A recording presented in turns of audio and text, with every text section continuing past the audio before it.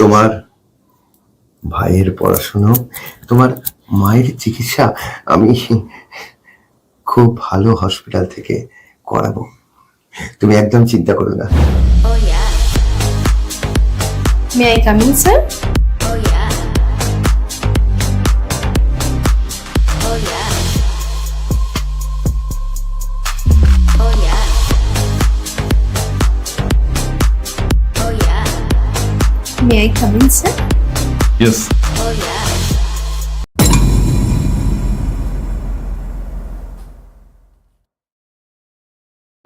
Oh yeah. Oh yeah. Oh yeah. Oh yeah. Oh yeah. Oh yeah. Oh yeah.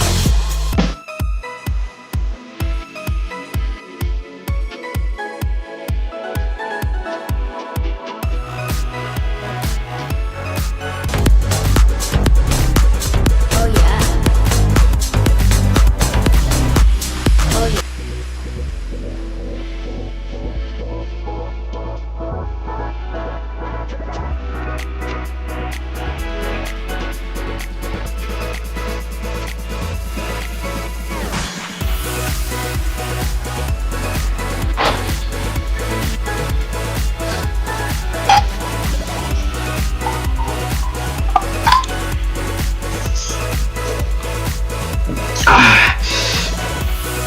Darling,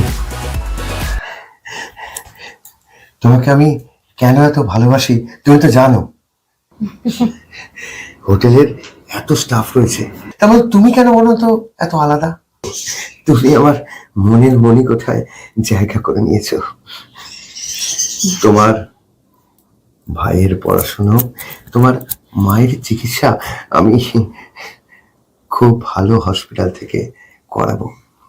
তুমি একদম চিন্তা করো না। তুমি শুধু না আমার সাথে সারা জীবন এভাবে থেকো।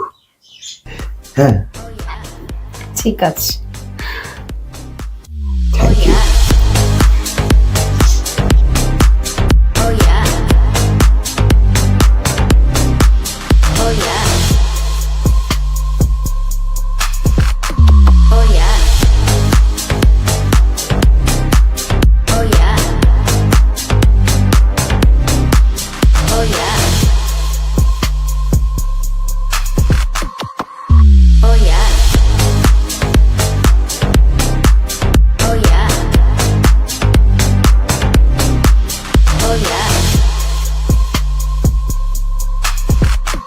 Oh yeah. Oh yeah. Oh yeah. Oh yeah. Oh yeah.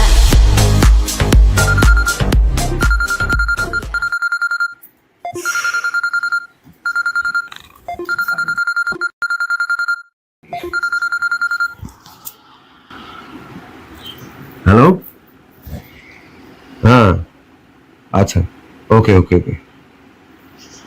এই নাতাশা, 102 নম্বরে কাস্টমার এসেছে, যাও যাও অ্যাটেন্ড করো। Okay, sir. ওকে।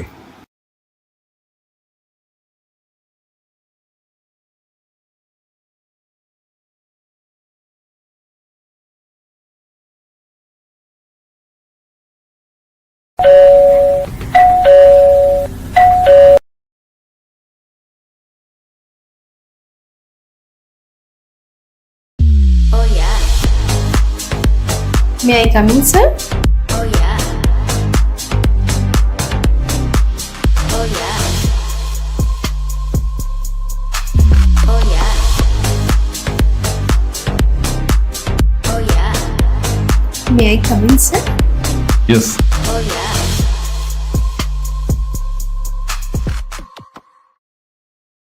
বলুন স্যার, শুধু কি ম্যাসাজ নাকি এক্সট্রা সার্ভিসও লাগবে? এক্সট্রা সার্ভিস মানে? মানে ম্যাসাজের পরে একটু মনের আরাম।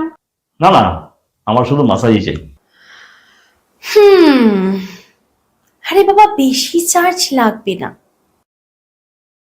শুধু চোখে দেখে শান্ত করলেই হবে।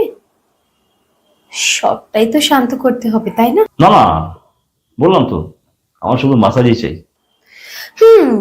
সব বিড়ালই প্রথমে ভিজে বিড়াল থাকে, পরে বাঘ হয়ে যায়। আপনার কোথাও ভুল হচ্ছে। দেখুন, আমি এখানে শুধু ছুটি কাটাতেই এসেছিলাম,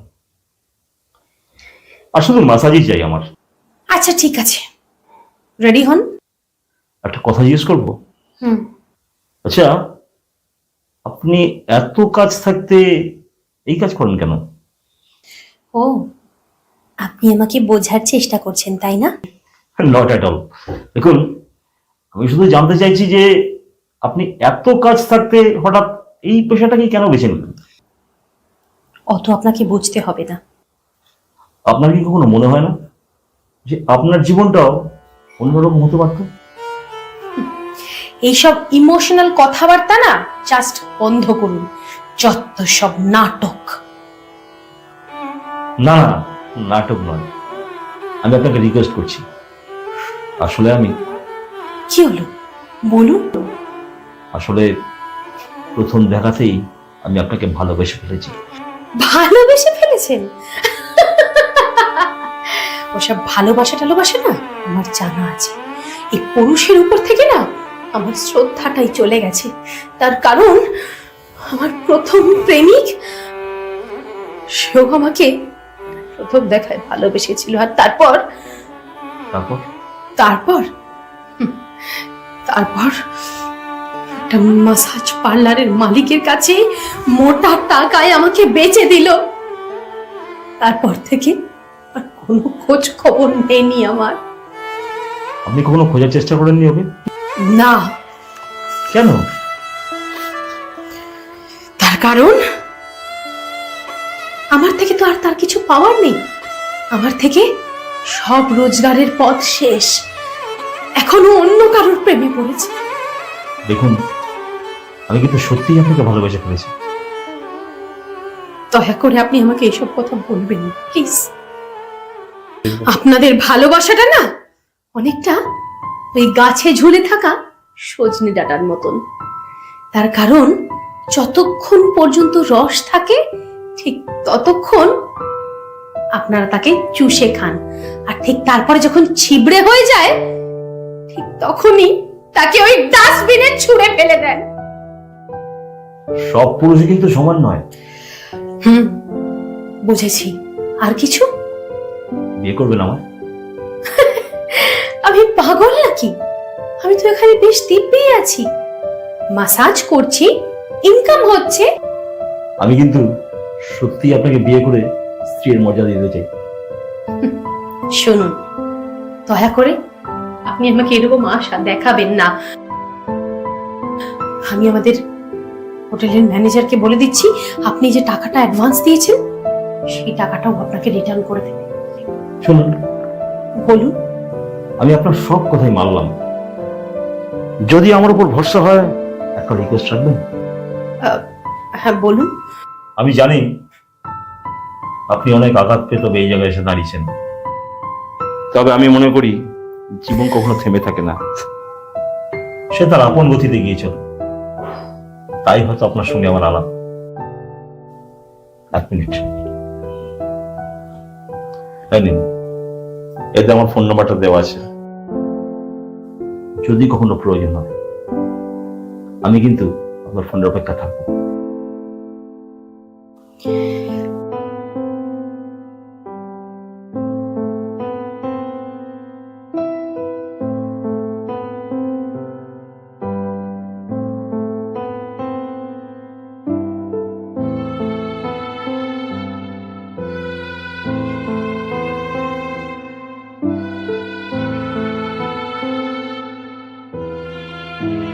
কি ব্যাপার নাতাশা, এখানে দাঁড়িয়ে এখানে কি করছো?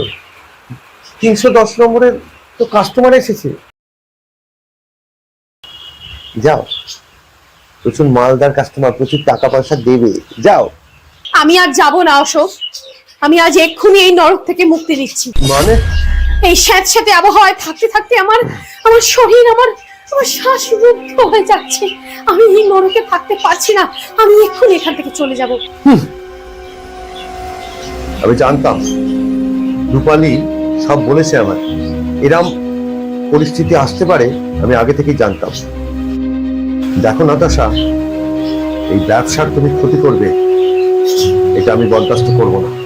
হ্যাঁ, তুমি অন্য কিছু হলে বলতে পারো, কিন্তু ব্যবসার ক্ষতি বরদাস্ত করবো না।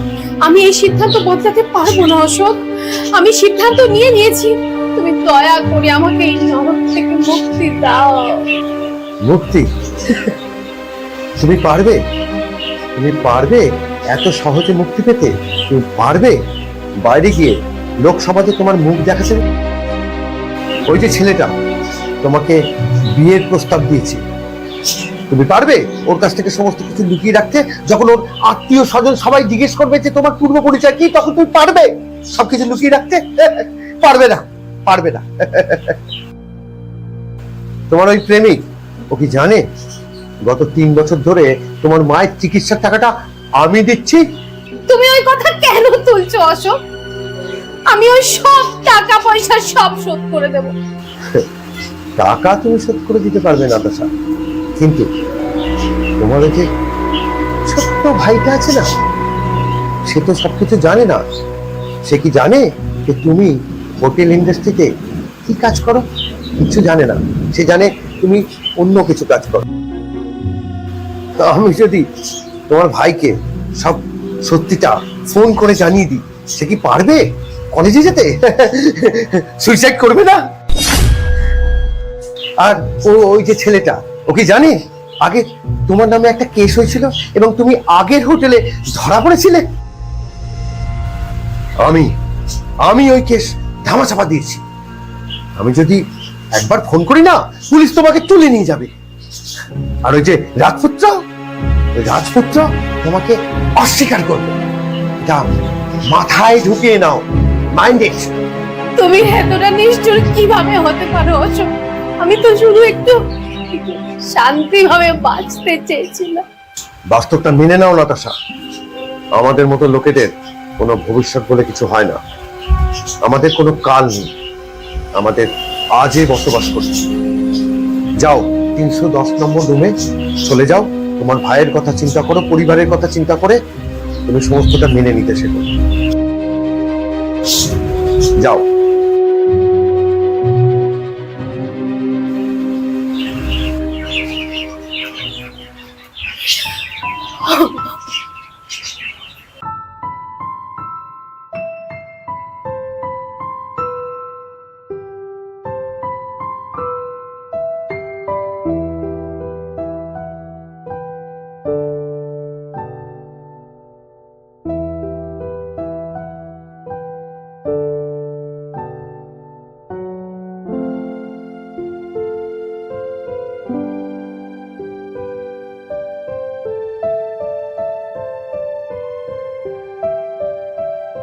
এই পৃথিবীতে কিছু মানুষ প্রতিনিয়ত স্বপ্ন দেখে, আবার কিছু মানুষ সেই স্বপ্নকে পুঁজি করে ব্যবসা চালায়। নাতাশারা আমাদের আশেপাশের চরবাড়িতে প্রতিনিয়ত হারিয়ে যাচ্ছে, শুধুমাত্র আমাদের অবহেলা আর লালসার কারণে। ঘৃণা নয়, ওদের প্রয়োজন একটু সম্মান আর নতুন করে বাঁচার অধিকার। সত্যি তো, আমরা কি পারি না সেই সমস্ত মেয়েদের অন্ধকার গলি থেকে হাত ধরে টেনে এনে বাইরে বার করে আলোর জ্যোতি দেখাতে? বন্ধুরা, আমাদের কাজ কেমন লাগলো অবশ্যই কিন্তু জানাবেন। আর যদি ভালো লেগে থাকে তাহলে কিন্তু লাইক, কমেন্ট, শেয়ার অবশ্যই করবেন। আর হ্যাঁ, চ্যানেলটাকে কিন্তু সাবস্ক্রাইব করতে ভুলবেন না, বুঝেছেন? নমস্কার।